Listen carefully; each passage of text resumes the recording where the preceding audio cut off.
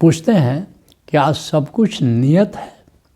यदि हाँ, तो पुरुषार्थ की क्या भूमिका है?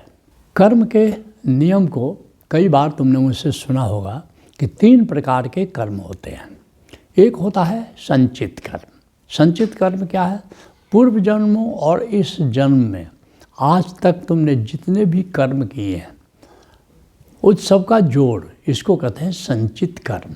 अनेक अनेक जन्म हुए हैं, अनेक अनेक कर्म हम लोगों ने किए हैं, तो उन सब का जोड़ एक तरह से तुम्हारे खजाने में वो ये कर्म हुए। कुछ अच्छे कर्म हुए, कुछ बुरे कर्म हुए, लेकिन वो सब तुम्हारे जीवन में, जीवन के इस मोड़ पर भी वो सब का योग तुम्हारे साथ है।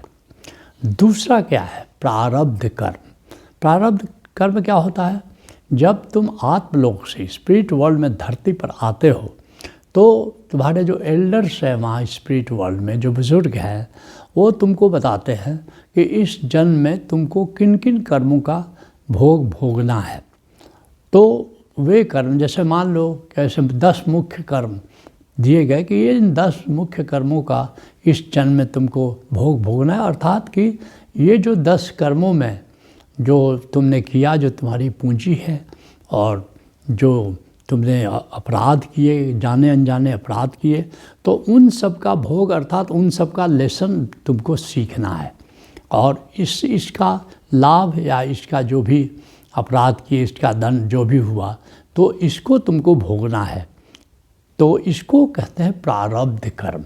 अर्थात हमारे जीवन में कुछ जो 8-10 जो घटनाएं चुनकर दी गई हैं, उनका भोग हमको इस जन्म में, जैसे मान लो तुमने किसी की टांग तोड़ दी है, कुत्ते की टांग तोड़ दी है, अब हो सकता है तुमको पोलियो हो जाए, लेकिन ये जो पोलियो अब हुआ, अब ये प्रारब्ध कर्म का परिणाम था, क्योंकि तुमको लेसन, तुमने एक कुत्ते की टांग तोड़ दी, अब उस कुत्ते को कितनी परेशानी हो रही है। अब इसको सीखो कि किसी का टांग तोड़ किसको परेशानी देना क्या होता है, उससे दूसरे को कितना कष्ट होता है। तीसरा जो कर्म है वो है क्रियमान कर्म। क्रियमान कर्म का क्या हुआ? वर्तमान में अभी जो काम कर रहे हो, तो अभी जो कर्म तुम कर रहे हो, तो उसको कहते हैं क्रियमान कर्म। अब ये जो क्रियमान कर्म है, अब वो संचित कर्म में चला गया। अब उसका परिणाम या तो इसी जन्म में भोगना पड़ेगा या फिर अगले किसी जन्म में भोगना पड़ेगा। प्रारब्ध कर्म का और क्रियमान, प्रारब्ध कर्म है कि उसका जन्म इसी जन्म में भोगना पड़ेगा, लेकिन क्रियमान कर्म में कुछ कर्म प्रारब्ध कर्म के हिस्से हो जाते हैं और कुछ कर्म संचित कर्म में चले जाते हैं। जिसका इसी जन्म में हमको भोगना है तो उसको प्रारब्ध कर्म कहेंगे। तो एक तो प्रारब्ध कर्म तुम्हारे संचित कर्मों से आया है, और दूसरा इसी, जैसे मान लो तुमने पशुओं का चारा खा लिया, तो इसी जन्म में जेल जाना है, तो तुम्हारा क्रियमान कर्म इस जन्म का जो था वो जुड़ गया, प्रारब्ध कर्म में जुड़ गया। तो इस तरह 3 प्रकार के कर्म होते हैं। तो और जो इस तरह, लेकिन जो अब घटनाएं जो घटती हैं वो कोई ज़रूरी नहीं है कि सब हमारे कार्मिक नियम के अनुसार ही हो। कैसी घटनाएं होती हैं? 4 घटनाओं की 4 प्रकृतियां हैं। क्या क्या है? पहला है आवश्यक। आवश्यक है, आवश्यक पे क्या होता है? आवश्यक घटना, ये घटना तुम्हारे जीवन में घटनी ही घटनी है। ये प्रारब्ध और नियत कर्मों पर आधारित है। प्रारब्ध कर्म क्या है? मैंने अभी बताया कि जो भी संचित कर्मों में से जिन कर्मों का भोग भोगना है वो तो प्रारब्ध कर्म है। और नियत मतलब कॉन्ट्रैक्चुअल कर्म है। कॉन्ट्रैक्चुअल क्या है? कि अब आते समय तुम्हारे बुजुर्गों ने कहा है कि ये बताओ कब जाओगे धरती पर, कब जाओगे? तुम कहते हो कि हम इस तारीख को जाएंगे। कह के अच्छा कब तक धरती पर रहना चाहोगे? तुमने कहा हम 80 साल रहना चाहेंगे। तो अब ये, अब किससे शादी करना चाहोगे? बताया गया कि तुमने कहा कि हम इससे शादी करेंगे, ये हमारी पार्टनर होगी। तो ये सब नियत फिक्स्ड हो गया। अब इसमें जल्दी बदलाव नहीं होता है क्योंकि तुम्हारे ने कॉन्ट्रैक्ट ले लिया है। दूसरा क्या है? अर्ध आवश्यक, सेमी एसेंशियल। ये क्या हुआ? ये अब ग्रह नक्षत्रों की दशा पर आधारित है। किस मुहूर्त तुमसे पूछा गया, तुमने कह दिया, और सबसे नहीं पूछा जाता है, याद रखना। जो थोड़ा एलिवेटेड सोल्स हैं उनसे पूछा जाता है। बाकी तो अपना अपना थोक के भाव चले आते हैं और ग्रह नक्षत्रों के अनुसार अब उनका खेल चलता रहता है। तो ये सेमी एसेंशियल है कि अपना किस ग्रह में पैदा हुए और ग्रह नक्षत्रों का जो मूवमेंट होता है, जिसको ज्योतिषी बताते हैं, ये इसलिए ओशो कहते हैं ज्योतिष अद्वैत का विज्ञान है। तो इसके अनुसार घटनाएं चलती हैं। और जो एलिवेटेड सोल्स हैं उन्होंने कॉन्ट्रैक्ट के बाहर अब जो घटनाएं घट रही हैं वो अब ग्रह नक्षत्र के अनुसार चलेंगे, जैसा ग्रह नक्षत्र का खेल चलेगा। क्योंकि कुछ ही कॉन्ट्रैक्ट में कुछ चीज़ें निर्धारित हैं कि ये चीज़ कॉन्ट्रैक्ट का हिस्सा है, वो तो आवश्यक होगा, उसमें चेंज नहीं होगा। लेकिन ये जो अर्ध आवश्यक घटनाएं हैं, निश्चित रूप से इसमें परिवर्तन हो सकता है, आगे बताएंगे कैसे हो सकता है। जो तीसरा घटनाओं की जो तीसरी प्रक्रिया वो अनावश्यक है, नॉन एसेंशियल। नॉन एसेंशियल क्या हुआ कि बाद भात खाओगे कि रोटी खाओगे, कि भिंडी की सब्ज़ी खाओगे कि गोभी की सब्ज़ी खाओगे। अब ये किसी नियम पर आधारित नहीं है, ये इसमें तुम स्वतंत्रता हो, उसको क्षण क्षण अपना नियम बदल सकते हो। तुम ऑर्डर किसी और चीज़ का दे सकते हो, बाद में खाने का मन बदल गया हो, तुमने किसी और चीज़ का ऑर्डर फिर से दे दिया। तो ये अनावश्यक, अर्थात कि ये दिनचर्या से संबंधित जो घटनाएं, जिन घटनाओं का विशेष मूल्य नहीं है। चौथी जो प्रकृति है वो देशकालिक है, देशकालिक घटना है, अर्थात ये कार्मिक नियम से इसका कोई संबंध नहीं है। जैसे मान लो कोई दुर्घटना घट गई, कहीं पर बाढ़ आ गई, कहीं सुनामी आ गया, कहीं महामारी आ गया, कहीं युद्ध भयंकर छिड़ गया, तो उस काल में जो घटनाएं घट रही हैं वो तुम्हारे कार्मिक नियम पर वो आधारित नहीं है, वो देश और काल के अनुसार चलता है। उस देश में ऐसा ही हुआ, इसमें एक सार्वजनीन घटना घटी जिससे तुम प्रभावित हो गए।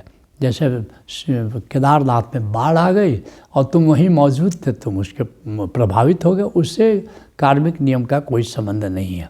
अब तुम पूछ रहे हो क्या सब कुछ नियत है? यदि हाँ तो पुरुषार्थ की क्या भूमिका है? तो नियति के विज्ञान को पहले समझ लो कि हमारे जीवन में सभी महत्वपूर्ण घटनाएं आवश्यक एवं अर्ध आवश्यक कोटि में आती हैं। इन्हें ही हम नियति कहते हैं।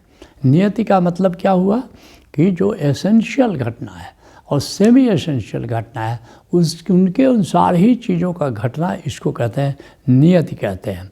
और आवश्यक को हम नहीं बदल सकते, अर्ध आवश्यक को हम पुरुषार्थ से बदल सकते हैं।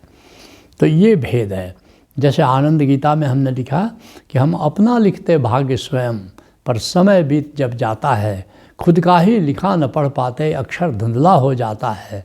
हम खुद ही लिखते आत्मकथा, मत कहो विधाता ने लिखा, पुरुषार्थम शरणम गच्छामि, भज ओशो शरणम गच्छामि।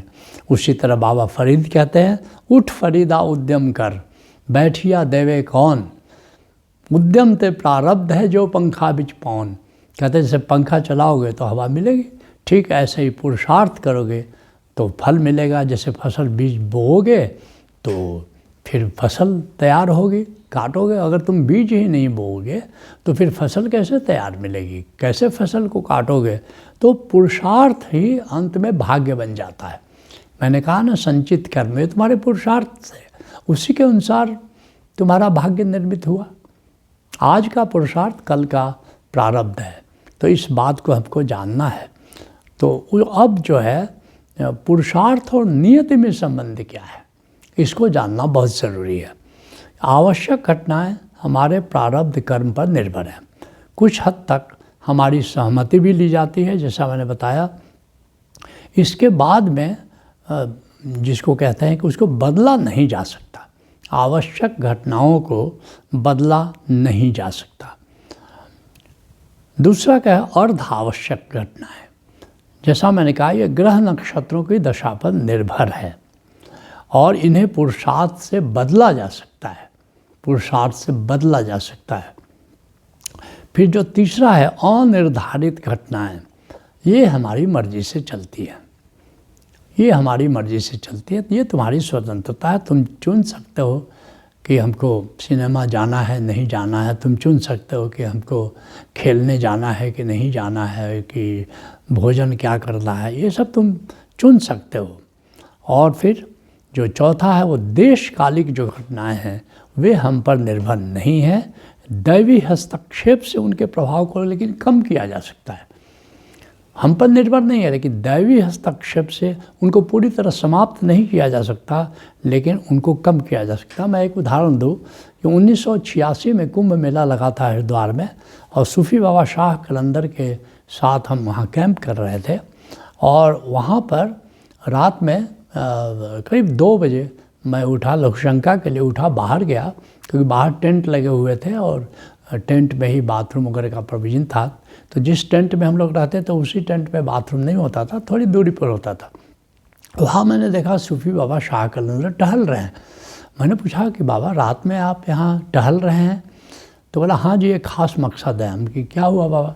बोला कि एक दुर्घटना घटने वाली है, मैं कोशिश कर रहा हूँ कि कम से कम लोगों की मृत्यु हो, उसके लिए मैं प्रार्थना कर रहा हूँ।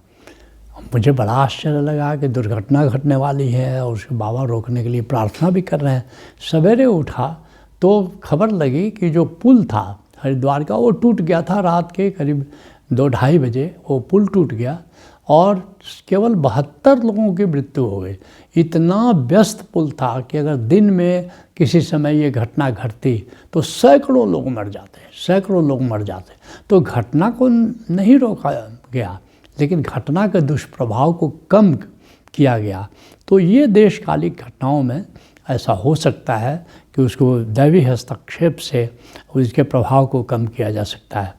सिद्धार्थ गीता में हमने लिखा है, नियति नटी की नाटिका, जिसको दे दो मोल, सबकी अपनी भूमिका, सबका अपना रोल। जिसको खुदाया ना खुदा, जिसको चाहे बख्श दो इज्जत, हकीकत थी कि कश्ती इत्तफाकन बच गई अपनी। तो ये नियति नटी की नाटिका चलती रहती है, उसके अनुसार खेल चलता रहता है। जिसको अष्टावक्र कहते हैं, आपदा संपदा काले दैवा दैवेति निश्चति, कि ये सुख आता है दुख आता है, ये दैव योग से अर्थात नियति के अनुसार ये आता रहता है।